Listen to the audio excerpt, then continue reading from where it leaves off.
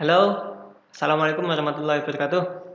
Berjumpa lagi dengan saya Fuad Mahfud, instruktur pelatihan video belajar beranimasi. Oke, pada sesi kali ini saya akan membahas mengenai perekaman sebuah video belajar atau pengambilan video, gitu ya. Jadi ada beberapa hal yang harus saya sampaikan sebelum Bapak Ibu melakukan perekaman video belajar. Nah, ada dua teknik dalam pengambilan video yang perlu Bapak Ibu ketahui. Oke, teknik yang pertama adalah yang disebut dengan sudut pengambilan gambar. Oke, yang kedua adalah tentang ukuran sebuah gambar. Nah, sudut pengambilan gambar atau yang kita sering sebut dengan kamera angle itu ada banyak sekali ya dalam videografi. Itu ada mulai dari frog eye, low angle, high angle, dan bit eye, dan masih banyak yang lainnya. Yang dimaksud di sini sudut pengambilan gambar adalah di posisi di mana kamera itu diletakkan. Misal frog eye itu berarti posisi kamera berada pada bawah atau di lantai gitu ya. Kemudian ada bird eye berarti posisi kamera itu berada di atas gitu atau menyerupai posisi burung di atas.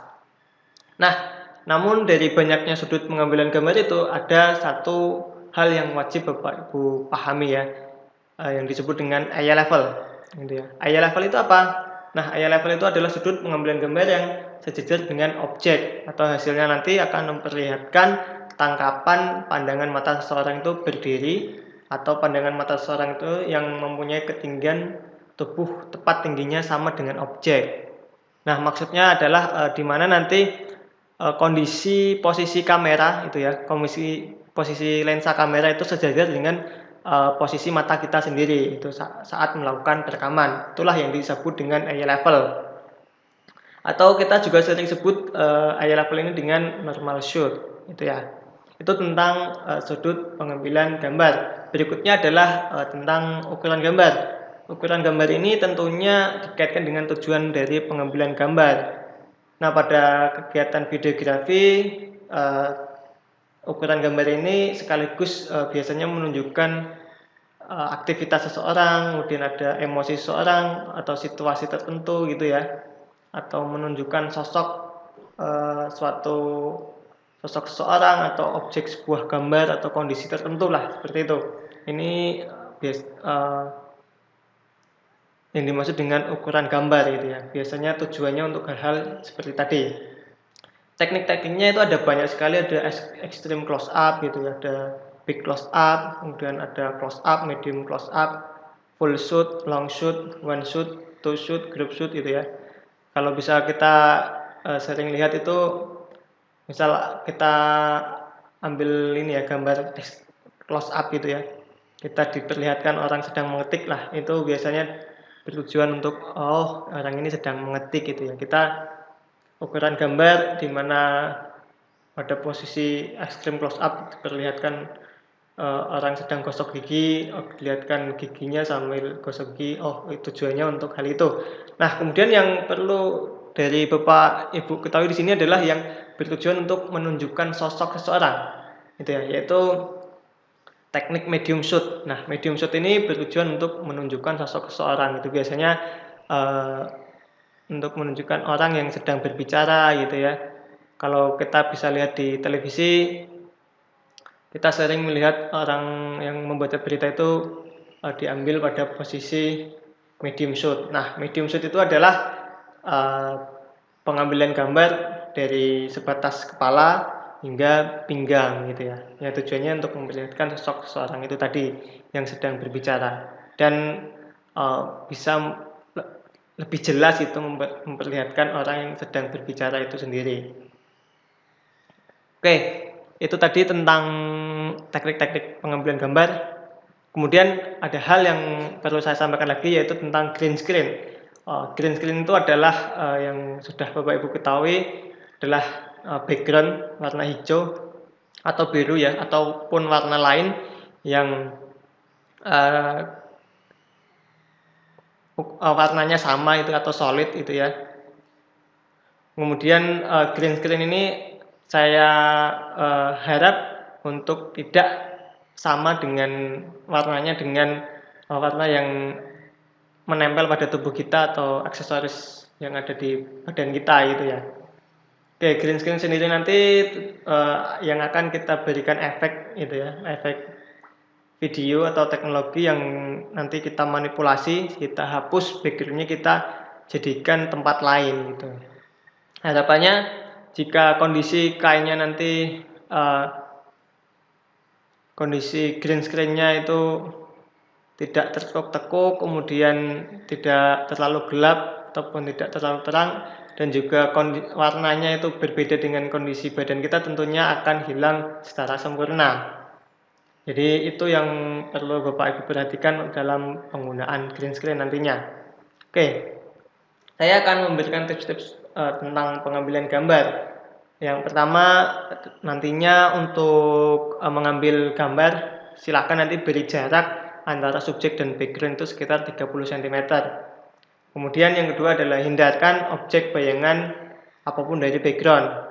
Seandainya nanti ada bayangan dari tripod Anda, harapannya untuk bisa dicari cara supaya tidak ada bayangan yang menempel pada background kita atau pada green screen yang sudah kita persiapkan ya. Jangan sampai ada bayangan apapun di situ.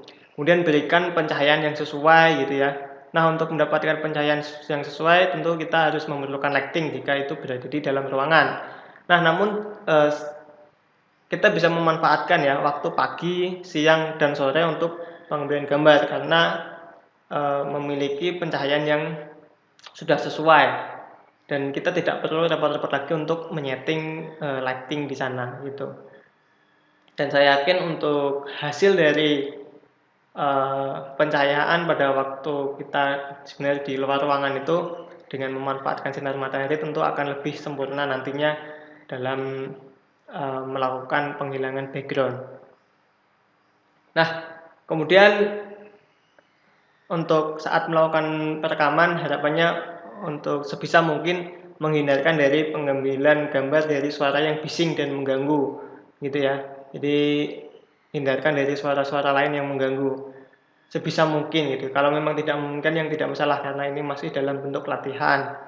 Oke, kemudian untuk proses pengambilan gambar saya harap dilakukan dengan sekali rekam saja. Jadi tidak dipotong-potong gitu ya.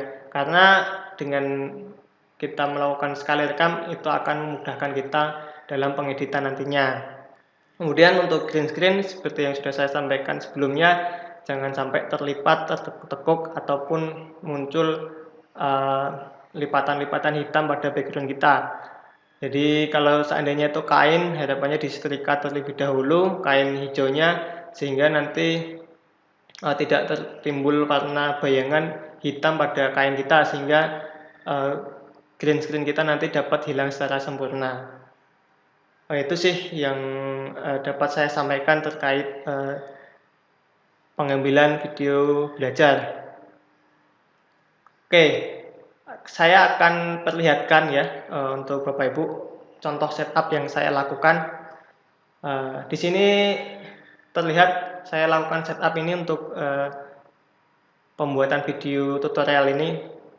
Di sini saya pergunakan satu lampu sorot gitu ya untuk memberikan penerangan pada muka saya. Kemudian saya letakkan laptop saya di depan untuk membantu saya untuk membaca teks materinya. Kemudian di situ saya pasang mikrofon saya gitu. Dan saya di situ saya ada bantuan tripod untuk meletakkan handphone saya untuk melakukan rekaman ini. Nah, pada kondisi di perekaman ini di sini terlihat bahwa seluruh tubuh saya sudah tertutup sepenuhnya dengan kain warna hijau sehingga nanti saya dapat dengan mudah untuk menghilangkan background warna hijau yang ada di belakang saya. Dan juga saya dengan sebisa mungkin menghindarkan lipatan-lipatan yang ada pada green screen saya. Oke, itu yang perlu diperhatikan. Oke, saya akan memberikan contoh lain. Nah, di sini ada contoh yang lebih ideal gitu ya mengenai pengambilan gambar atau perekaman yang harus dilakukan oleh Bapak Ibu nanti. Silahkan contoh ini untuk dicontoh ya. saat nanti melakukan perekaman, seluruh badan sepenuhnya tertutup kain warna hijau. Untuk kondisi sudut pengambilan gambar dan ukuran gambarnya seperti yang terlihat pada contoh berikut ini, gitu ya. Jadi kondisi sudut kamera dengan posisi eye level, jadi kondisi mata melihat lensa kamera, kemudian kondisi badan itu berada pada ukuran medium shoot atau berada pada terlihat dari kepala hingga pada bagian pinggang kita. Oke, itu untuk sesi kali ini yang dapat saya sampaikan. Jika ada yang perlu ditanyakan silahkan ditanyakan atau kita berdiskusi pada forum yang telah disediakan. Saya yakin kegiatan ini akan sangat menyenangkan ya untuk Bapak Ibu guru lakukan, dan saya yakin mudah untuk bisa dilakukan gitu. Terima kasih, sekian yang dapat saya sampaikan. Wassalamualaikum warahmatullahi wabarakatuh.